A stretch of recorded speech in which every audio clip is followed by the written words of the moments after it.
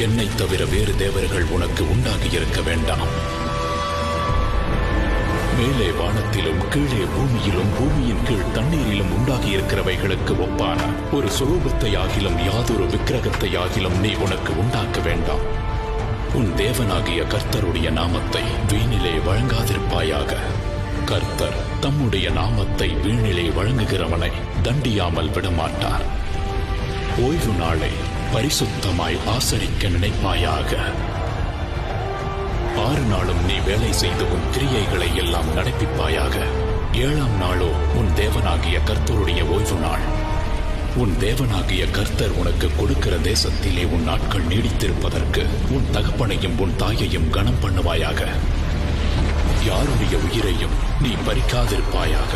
விபச்சாரம் பண்ணாதிருப்பாயாக. களவு செய்யாதிருப்பாயாக. பிறனுக்கு விரோதமாய் பொய்சாட்சி சொல்லாதிருப்பாயாக.